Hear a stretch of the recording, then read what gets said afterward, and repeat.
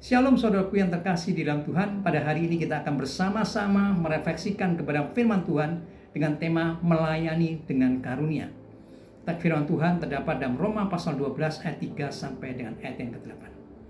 Bapak Ibu saudaraku yang terkasih dalam Tuhan, Tuhan memberikan karunia yang berbeda-beda kepada gerejanya untuk melayaninya. Ada 3 karakteristik yang berkaitan dengan karunia-karunia ini. Yang pertama, karunia-karunia ini berasal dari Tuhan.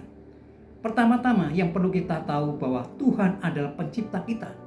Segala sesuatu yang kita miliki telah Tuhan berikan kepada kita. Jadi secara umum kita tahu bahwa Tuhan adalah pemberi semua hal yang baik. Ketika kita beriman kepada Tuhan, artinya iman itu bukan datangnya dari kita sendiri, tetapi iman itu pemberian Tuhan. Demikian pula karunia kita adalah pemberian Tuhan. Jadi kita harus menyadari bahwa semua karunia ini berasal dari Tuhan. Kemudian yang kedua, karunia adalah kasih karunia. Istilah karunia, karisma, dan kasih karunia ada karis, memiliki akar kata Yunani yang sama, yang artinya diberikan secara cuma-cuma.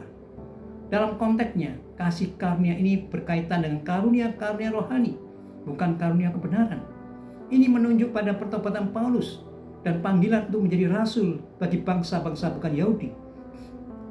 Paulus telah diberikan kasih karunia dalam pelayanannya sebagai rasul. Setiap karunia rohani yang kita miliki berasal dari Tuhan. Dan setiap karunia rohani yang kita miliki merupakan kasih karunia Tuhan.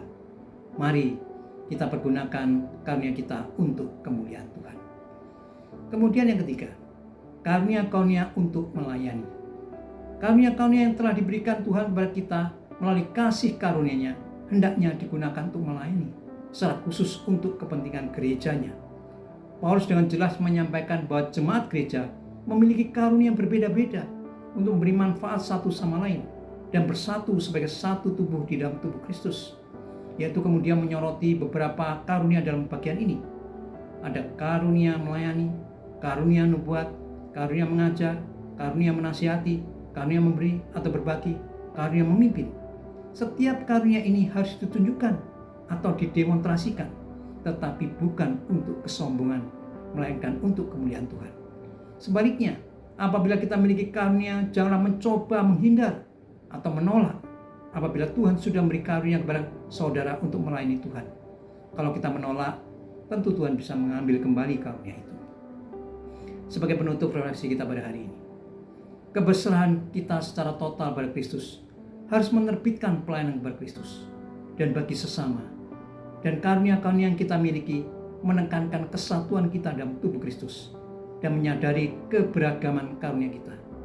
Orang percaya harus memperjuangkan kesatuan, bukan keseragaman, apalagi perpecahan. Kita diperlengkapi karunia oleh Tuhan untuk saling melayani. Amin. Tuhan Yesus memberkati saudara.